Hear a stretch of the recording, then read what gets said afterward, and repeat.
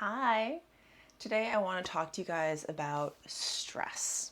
So, for 14 years of my life, I worked 40 plus to 60, sometimes even 80 hours of work per week. I stressed over other people's stress, and I had honestly zero might be an exaggeration, but close to zero time for myself. So, after working with a therapist and gaining a lot better understanding about automatic thoughts, especially automatic negative thoughts, I discovered that there is one single thing that I was doing that was elevating all of my stress. And today I'm going to share that with you. I also found that I wasn't alone in this feeling. There was a study done in October 2023 called Stress in America. It's done by the American Psychological Association, and they found that women are continuing to experience higher levels of stress than men. And the things that are impacting that stress are things like worrying about money, there's financial things, family responsibilities, there are social aspects as well. Women just tend to feel or have a higher level of perceived stress than men. And this is continuing from a previous research that was done. The one thing that we have to all do is we have to stop worrying, just full stop. And let me explain a little bit. So, chronic worrying actually doesn't change your current state of mind.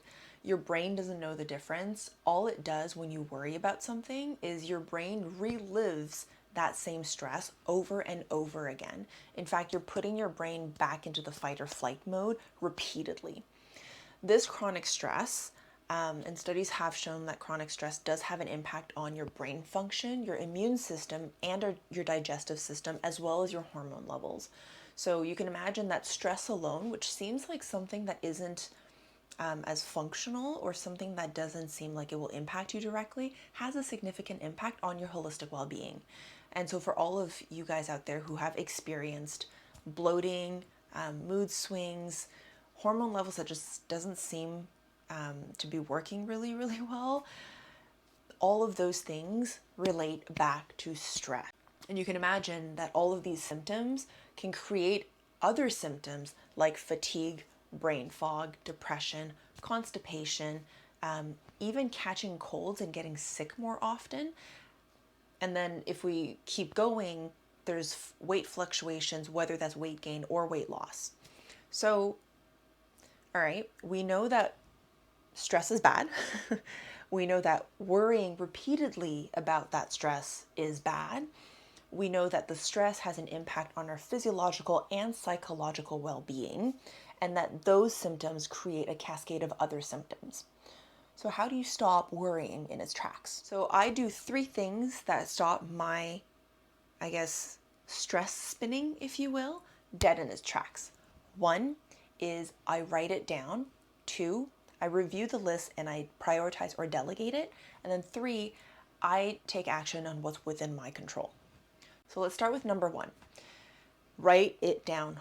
All of it, all of it, all of it, all of it. Write down every thought that is spiraling in your head. It doesn't need to be neat. It could be on a napkin or on your phone. I let everything out. So I just write, even if it doesn't make a whole lot of sense on paper, I just write everything down.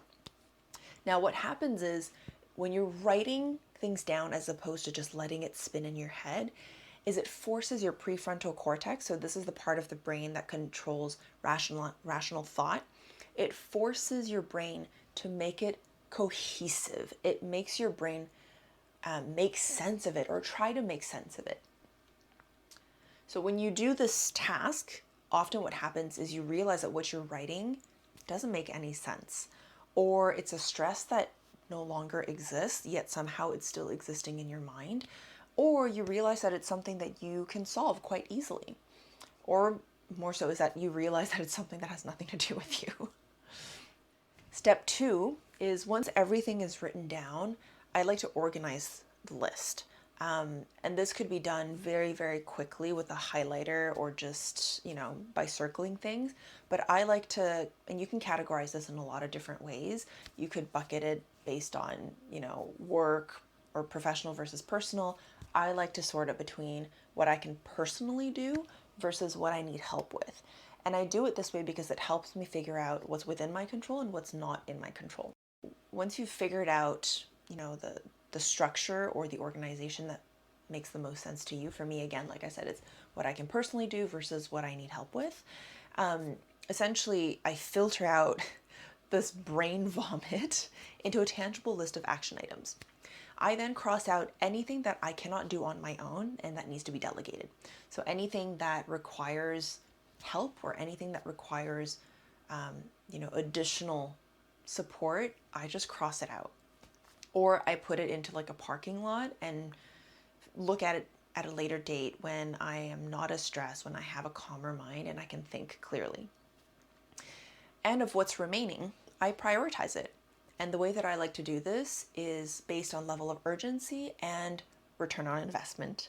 Urgency is pretty straightforward. It's if there's something that has a deadline, yeah, get that done as quickly as possible. Return on investment, though, is simply how much value will I get based on the time and effort I put into it? How much does it mean to me? And this is important because oftentimes we prioritize tasks, we prioritize things to do that are not important to us. We're doing it for somebody else. And so, you could still do those things. It's just you have to very consciously understand that you are doing it for someone else. And perhaps that brings you a certain level of joy and happiness, but ultimately it is not for you.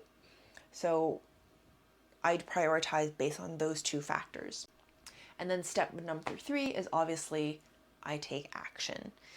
I just tackle the first 3 things that are on the list, and this is where your prefrontal cortex that was helpful before when you were spiraling in your thoughts is actually not as helpful anymore, because as humans, we like to procrastinate. We all procrastinate on one thing or another, and this is where your prefrontal cortex will start to try and say no. This is also the part of the brain that makes you snooze your alarm clock 5 times before you get up. Just that extra 5 minutes in bed. So this is where you have to get ahead of your own brain and just say no to rationalization. You've already done that in step 2. So it's just taking those 3 things and just do it. A good tip here is utilizing Mel Robbins' 5-second rule. So every time you catch yourself trying to rationalize, just count to 5 from 5 to 1 and then do it. No questions asked. Full stop. You don't question yourself. You don't say, oh, well, maybe I should do this instead, or maybe I need to do that instead. Let me go grab a glass of water before I get started. No. You have your list. You have your top 3 items. Just do it. So that was it for today, guys. Thank you so much for joining. If you've enjoyed this round of information or you found this helpful, please leave a comment below and subscribe to my channel, and stay tuned for new videos every single Friday.